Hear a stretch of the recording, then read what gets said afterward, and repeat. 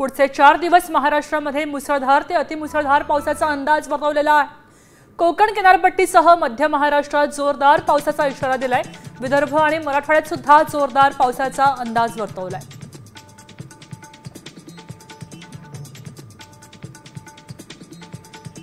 पुण्यात पुढचे 3 दिवस ढगाळ हवामान आणि पावसाची शक्यता वर्तवलेली आहे। काही दिवसांपासून पुण्याचे कमाल तापमान 29 ते 30 अंश सेल्सिअस दरम्यान नोंदवण्यात येतंय।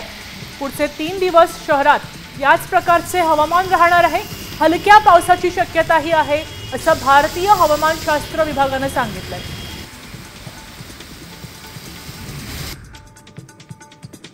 अकोला जिल्ह्याला अतिवृष्टीचा इशारा दिलेला आहे। 4 जुलैपर्यंत हवामान खात्याने अलर्ट जारी केलाय।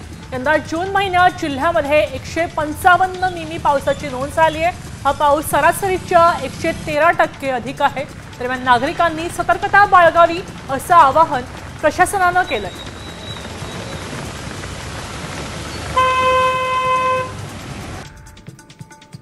नाशिक नांदूर मधमेश्वर धरणातनं 13.16 टीएमसी पाण्याचा विसर्ग सुरू केलेला आहे। धरणाच्या इतिहासात यापूर्वी कधीही जूनमध्ये विसर्ग केलेला नव्हता।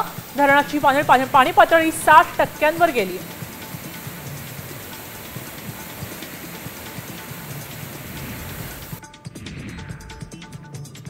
अमरावती जिल्ह्यात धरणामध्ये सरासरी 40%च पाणीसाठा शिल्लक आहे। 48 प्रकल्पांपैकी 27 प्रकल्प कोरडे पडलेत। दरम्यान जिल्ह्यात आतापर्यंत 63 मिलीमीटर पाऊस झालाय। त्यामुळे शेतकऱ्यांसह नागरिक सुद्धा पावसाच्या प्रतीक्षेत आहेत।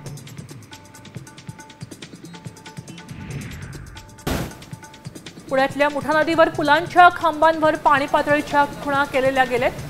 पावसाळ्यात धरणातनं नदीत पाणी सोडल्यावर नदीच्या पातळीमध्ये किती वाढ झाली हे निश्चित करण्यासाठी पालिकेनं पुलांच्या खांबावर पाणी पातळीच्या खुणा करण्याचा निर्णय घेतलाय।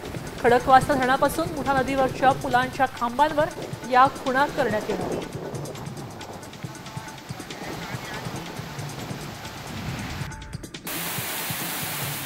पावसानं दमदार हजेरी लावल्यानं नागपूरच्या चिखलदऱ्यात गर्दी वाढू लागली आहे। पावसामुळे विदर्भाचे नंदनवन चांगलंच खुललंय।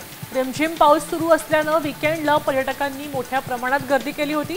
भीमकुंडाजवळ ॲडव्हेंचर ॲक्टिव्हिटीज सुरू करण्यात आली आहेत। त्यामुळे पर्यटकांनी त्याचाही आनंद घेतलाय।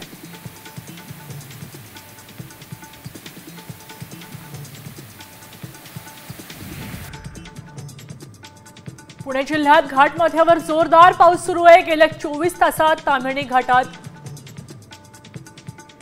आता isakal.com आहे देशातील नंबर 1 ची मराठी न्यूज वेबसाईट। प्रत्येक अपडेटसाठी isakal.com ला नक्की भेट द्या।